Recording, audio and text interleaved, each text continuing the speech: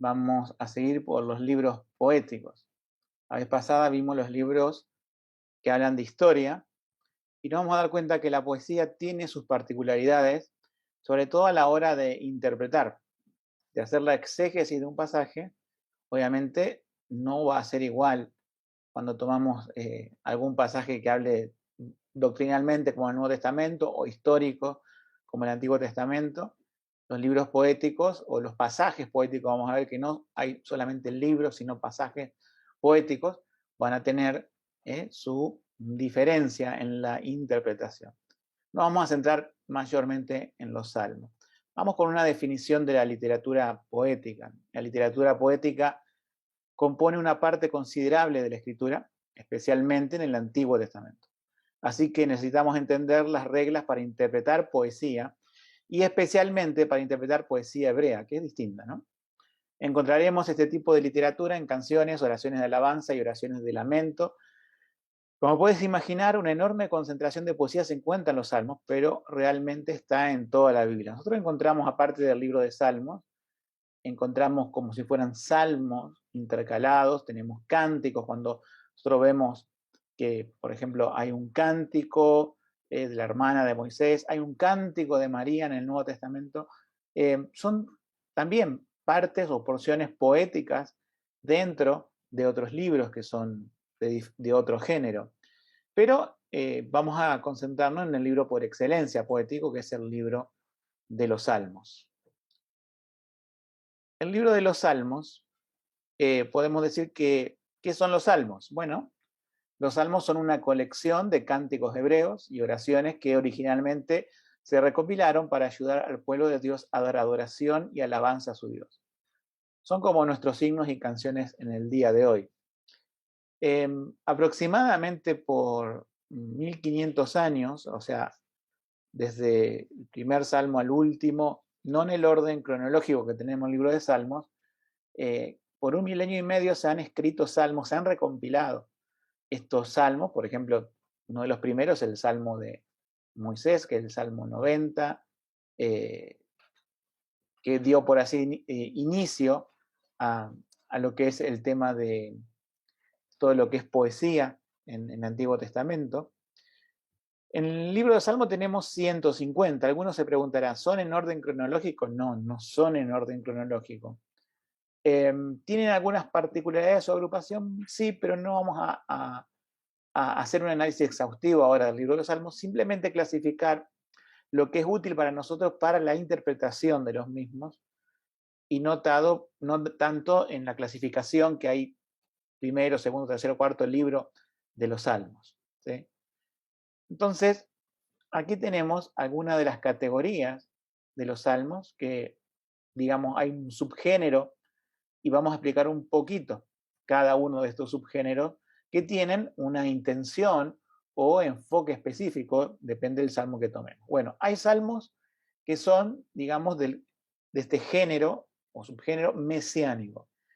Digamos, si bien todos los salmos apuntan a Cristo, hay salmos que se reconocen por la mayoría de los cristianos como salmos que están hablando en especial de los padecimientos del Mesías o también otros aspectos como su encarnación, de forma, podemos decir, muy explícita más que otros salmos. A veces la parte mesiánica es muy identificable en una porción de ese salmo, pero se lo cataloga a todo el salmo como un salmo mesiánico, que está hablando de Cristo, el Mesías. Hay otros salmos que son de acciones de gracia, de agradecimiento o de alabanza. Tenemos muchos de esos salmos que instan, digamos, a agradecer a Dios por algo o alabar a Dios por alguno de sus atributos o bondades para con nosotros. Después hay salmos que son de lamento, que son como de una queja, y también tenemos varios en las escrituras de esto. Después hay salmos de sabiduría, que son, podemos decir, sapienciales, instructivos, que enseñan algo y tienen, por así decirlo, ese enfoque, ¿no? Como de una instrucción. Hay salmos que cuentan las experiencias del salmista, podemos decir, o también identificados con el pueblo de Israel como testimoniales, pero que son más que nada un testimonio de por lo general una persona o un grupo de personas, para diferenciarlo de salmos históricos que por ahí cuentan, por ejemplo, alguna transición del pueblo de Israel, por ejemplo, por el desierto, etc. Hay salmos que nos hablan de la naturaleza, que nos hablan más allá de la naturaleza, de la creación en general de Dios, exaltando obviamente la magnificencia de Dios. Y tenemos también salmos de peregrinación, también llamados salmos de subidas, o también como los puedes encontrar, cánticos graduales. Uno se pregunta, ¿qué son los cánticos graduales? Bueno, no hay un consenso general de parte de historiadores. Algunos decían que, bueno, que los cantores estaban distribuidos en gradas, otros decían que iban subiendo al templo en gradas, lo cual parece un poco más difícil, o a medida que se acercaban a Jerusalén, porque siempre hay una expresión bíblica, subir a Jerusalén porque era una región elevada, parecería ser la más indicada, salmos de subida, de peregrinación, o sea, de camino hacia Israel. Hay fiestas anuales que tenían los judíos y posiblemente ellos, al ir a Jerusalén, cantaran algunos de estos salmos que se llaman graduales. Y tenemos también otra clasificación que son los salmos imprecatorios o de juicios. Los salmos imprecatorios son juicios de Dios que uno dice, si alguno me invita a odiar a mis enemigos, pero el Nuevo Testamento dice que tengo que amar a los enemigos, ¿cómo se entiende eso? Bueno, los salmos imprecatorios tienen una connotación muy particular, que es Dios, el juez justo, que impreca o reprende o hace juicio con la humanidad pecadora, en cual nosotros nos identificamos. También la iglesia se ha identificado con algunos de los salmos imprecatorios, sobre todo en tiempos de persecución y del juicio de Dios que le espera a aquellas personas que persiguen a la iglesia, a los creyentes. Los salmos imprecatorios a veces son porciones imprecatorias dentro de salmos que tienen otro género, o a veces vemos en los salmos una combinación de géneros, ¿sí? No quiere decir, por lo general, podemos encontrar un salmo completo identificado con uno de estos géneros, pero también hay otros que tienen parte y parte. Es difícil a veces catalogarlos o identificarlos. Quizás si pudiera tener una mayor parte, por ejemplo, de alabanza y una pequeña parte de lamento, identificaríamos el salmo como un salmo de alabanza, pero nosotros vemos que hay salmos que empiezan con un abatimiento y terminan con una alabanza al Señor, por lo tanto son un salmo mixto, podemos decir que están las dos cosas presentes, alabanza y lamento, así como los otros subgéneros que se identifican aquí. Vamos a ver un poco esto de la poesía hebrea. La poesía hebrea es muy distinta a la poesía que nosotros conocemos, por ejemplo, en español. Nosotros cada vez que hablamos de poesías, por lo general somos dados a pensar en una rima. Hay reglas para las rimas, no son todas iguales, ¿sí? Pero pensamos que la Biblia, cuando habla de poesía, tendría estas rimas que tienen nuestro idioma, y no es así. La poesía hebrea es un estilo de poesía propio de ese idioma semítico y muchas veces hay iglesias que cantan los salmos y que tienen los salterios, ¿sí? Pero los salterios están metrificados de tal forma que no pueden ser exactamente como está en la Biblia porque básicamente no serían cantables en ese sentido de una rima que nosotros esperamos encontrar en nuestro idioma. Por lo general, a veces los cánticos son basados más que nada en salmos, pero así como lo tenemos traducido, se hace muy difícil poder cantarlo a no ser que se haga algún artificio en la música, lo cual complica la cuestión. Entonces, la poesía hebrea, tenemos que identificar, podemos decir, los recursos de la poesía hebrea, porque nos ayuda un poco a entender cómo vamos a interpretar los salmos. Por eso es importante aprender estas características. Vamos a empezar por la primera. La poesía hebrea tiene lo que se llama paralelismos. Uno de esos paralelismos es el paralelismo sinónimo. Es decir, hay una primera línea y hay una segunda línea que repite el concepto de la primera línea. A veces usando sinónimos de palabras que se usan en la primera línea, pero otras veces usando, por así decirlo, el sentido o el pensamiento. Y vamos a tomar como ejemplo el Salmo 18 para todos estos paralelismos que vamos a ver. Entonces, en el versículo 4 tenemos un paralelismo sinónimo. La primera parte o línea, ¿sí?, es: me cercaron lazos de muerte. Es decir, lo que expresa el salmista es que está en una situación de peligro. Y la segunda línea reafirma de otra forma poética, ¿no?, esa presencia de peligro que dice: y torrentes de perversidad me atemorizaron. Uno en el paralelismo tiene que tener en cuenta que no puede, digamos, tomar una línea y hacer una doctrina de eso. Uno no puede dividirlos, por así decirlo, sino que deben ser tomados en conjunto estos paralelismos. El versículo, por lo general, en el paralelismo sinónimo, es una unidad de pensamiento.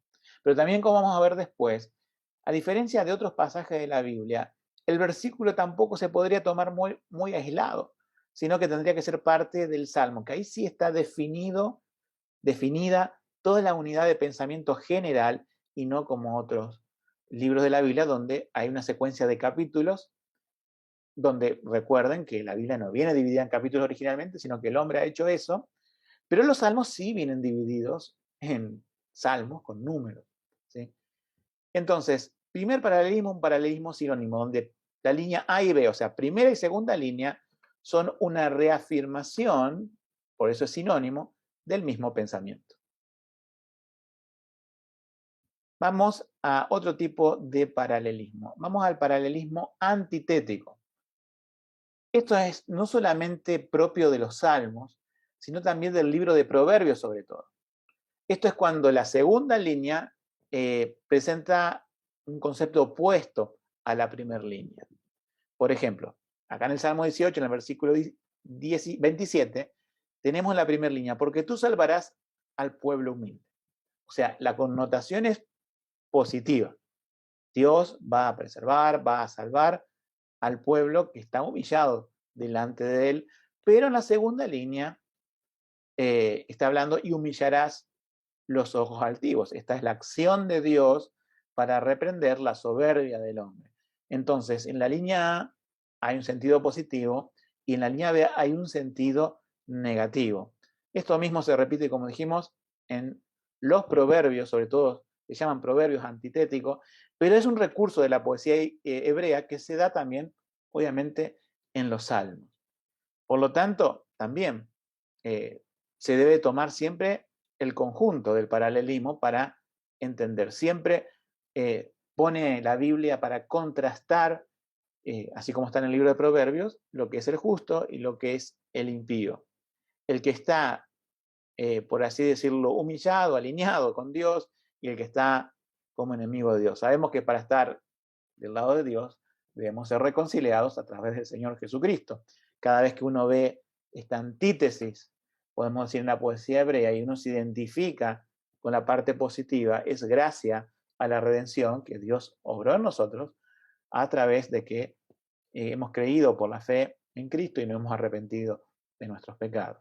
Pero bueno, esto es el paralelismo, ¿sí?, antitético, que a diferencia del otro, que eran sinónimos en la línea A y B, acá en la línea A y B son positivo y negativo y pueden alternarse también en el orden.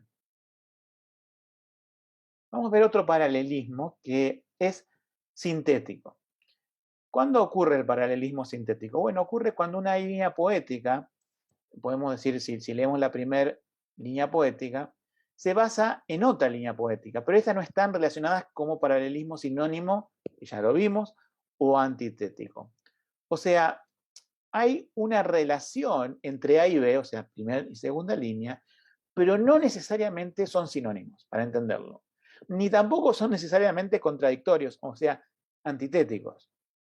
Aquí en el Salmo 18 seguimos con los ejemplos de este Salmo y tenemos el versículo 3. La línea A dice, invocaré a Jehová, quien es digno de ser alabado. Pero fíjate que en la línea que sigue es otro pensamiento. Dice, y seré salvo de mis enemigos. O sea, por un lado, el salmista habla de invocar a Dios, habla de esa dignidad de Dios y habla también de que al confiar en esa, podemos decir, particularidad de Dios, el salmista es como una declaración indirecta de confianza que dice, y seré salvo de mis enemigos. O sea que la línea B es otro pensamiento, pero que está relacionado con la línea A. Como dijimos, no podemos separar o romper el paralelismo hebreo en ninguno de los casos, ni en el sinónimo, ni en el antitético, ni en el sintético, mucho menos en este, porque nos quedaríamos con una verdad, podemos decir, que a veces la línea B es la consecuencia de la línea A. O sea, creo que para que quede en nosotros la moraleja, al tomar los salmos hay que tomarlo en conjunto y hay que tomar la unidad de pensamiento de cada paralelismo que, bueno, la división que se hizo posteriormente, básicamente en el siglo XVI, que se dividió la Biblia en capítulos y versículos de una manera más estándar, aunque ya venía de antes, había siglos antes, podemos decir que la división de versículos se toma por estos paralelismos hebreos que se identifican, ¿no es cierto?, en el idioma original y se lo traduce también lo que más se aproxima al significado de cada palabra y se lo divide en versículos. Siempre que hay un paralelismo en la Biblia Reina Valera es un versículo. Por lo tanto, debe ser tomado, ¿sí?, no como la mitad, sino de forma entera. Vamos a detenernos un poco aquí en las 5 reglas para estudiar los salmos. Vimos recién cómo debemos tener en cuenta la poesía hebrea, que son en base a paralelismos. Ahora, estas 5 reglas es para interpretar correctamente los salmos teniendo en cuenta lo anterior. Primero, los salmos y a menudo los proverbios pueden leerse como textos autónomos. Es decir, cuando tomamos un salmo, es diferente a tomar, por ejemplo, el capítulo 9 de Romanos, el cual yo podría leer el 8 para entrar en contexto y seguir con el 10, porque va toda una unidad de pensamiento desarrollada. Pero recordá que los salmos difieren en fecha uno de otros, por lo tanto no son una unidad de pensamiento. O sea que dentro del capítulo sí hay toda una unidad de pensamiento y toda una suma a veces de género, por ejemplo, que empieza con un lamento, después hay una declaración de confianza, después hay un cántico de alabanza y a lo mejor el salmo termina con una forma imprecatoria. Todo eso se puede dar en un solo capítulo, pero ese capítulo tiene que entenderse como autónomo, ¿sí?, igual que en los proverbios. Se tiene que entender como una unidad autónoma y cada versículo también es una unidad que depende del capítulo, pero que está el paralelismo que vimos recién. Segundo, debes entender que los salmos son poemas musicales hebreos y deberían ser interpretados a la luz de esa realidad. Si bien dijimos que hay salmos que son instructivos, ¿sí?, que uno puede, digamos, extraer cierta doctrina, pero mayormente los salmos están, por así decirlo, orientados, si bien son instructivos, más a declaraciones hacia Dios, ¿sí?, ya sea de ruego, de alabanza, etc. Por lo general, lo que es doctrina está escrito en prosa, no en, podemos decir, en lenguaje poético. Entonces hay que entender y recordarnos que los salmos son poemas que eran cantados. A veces hay poca diferencia entre, podemos decir, el cantar y el orar en el sentido que los salmos nos ayudan a nosotros en nuestras oraciones y son el modelo de nuestros cánticos congregacionales, o deberían ser por lo menos en todas las iglesias. Entonces, no hay que ignorar que esa realidad, cuando nosotros leemos un salmo, debemos ver que si bien es instructivo, pero tiene, por así decirlo, la intención de mover nuestros sentimientos, más que apuntar a la mente, ¿sí? Aunque obviamente cantaré con el entendimiento también, pero es esta la diferencia con la prosa, es decir, con la lectura de los demás libros de la Biblia, que por ahí desarrollan una unidad de pensamiento. Aquí va saltando y en un lenguaje poético que por lo general, o la mayoría de las veces, puede tomarse como figurado y no literal. Tercero, enfócate en el Salmo como un todo y no estudies versos individualmente aparte de su contexto más amplio dentro de los Salmos. No hay un contexto, podemos decir, general, sino que cada capítulo, como también se vio recién, implica su propio contexto. Obviamente, en algunos salmos tenemos los títulos donde se nos dice qué estaba pasando. Por ejemplo, cuando David huía, ya sea de Saúl, de su hijo Absalón, o alguna otra particularidad, por ejemplo, del pueblo de Israel, en los salmos de peregrinación, que uno puede ir a otras partes de la escritura y hacer un contexto histórico. Es importante eso, a veces ayudarse con manuales bíblicos para saber en qué contexto histórico estaba el salmo. Pero ¿sí? Hay que recordar que ese salmo, dentro de esa unidad, está lo que nosotros vamos a extraer. No podemos, por ejemplo, leer la mitad de un salmo y la mitad del otro pensando que de eso vamos a hacer el mismo contexto. No, vienen de contextos diferentes. Cuarto, al estudiar los salmos imprecatorios que dijimos que eran de juicio, ¿no?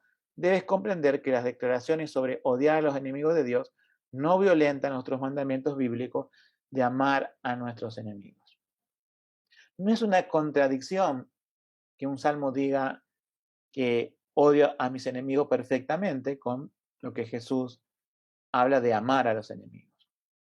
En la revelación del Antiguo Testamento se nos muestra mucho acerca del juicio de Dios sobre el pecado, de hecho que va a ocurrir. Va a ocurrir al final de los tiempos, donde Dios va a hacer juicio. Si bien Dios a veces hace juicios parciales, podemos decir en el mundo, Él obra como Él quiere, pero va a haber un juicio final, ¿sí? Y por lo general, los salmos imprecatorios están apuntados a ese juicio final de la humanidad impía, no redimida, y los encontramos, como digo, no como salmos a veces separados totalmente, que los hay, sino como partes de otros salmos que tienen otros géneros dentro, o subgéneros podemos decir, porque el género literario es la poesía. Y por último, recuerda que en poesía una expresión puede abreviarse y por tanto ser menos clara de lo que esperaríamos en una declaración en prosa, ¿sí? Por esta razón, cualquier conclusión doctrinal que hagas al estudiar poesía debes a su vez estar enseñada más claramente en otra parte de la escritura, en un género no poético. Por lo tanto, hay que recordar que nosotros tenemos que tener una base doctrinal, un contexto doctrinal de toda la Biblia. Eso se lo llama teología bíblica. Y cuando leamos un salmo, pueden el salmo ¿sí? apoyar ciertas doctrinas. Por ejemplo, hay salmos que apoyan la deidad del Hijo, ¿sí? La segunda persona de la Trinidad. Nos habla de los atributos de Dios, que son doctrina para cuando se estudian los atributos de Dios, pero que debe ser entendido como toda parte de la Escritura, pero se hace esta advertencia, en el contexto general de toda la doctrina bíblica, que está escrita por lo general en prosa. Así que estos son, digamos, los elementos para estudiar cuáles son las características de lo que es la poesía. Entonces, antes de seguir, ¿no es cierto?, en la próxima emisión, ¿sí? Repasamos que la Biblia, en el Antiguo Testamento, hay una parte que es histórica, ¿sí? Que está escrita en prosa, hay una parte que está escrita, podemos decir, en poesía, y hay otro género que es el género profético o de los profetas, donde también nosotros en el Nuevo Testamento tenemos en el Apocalipsis ese género. Después más adelante vamos a ver cuál es el género literario en el Nuevo Testamento y qué particularidades tiene. Así que por ahora terminamos con el estudio de los libros poéticos. Que Dios les bendiga.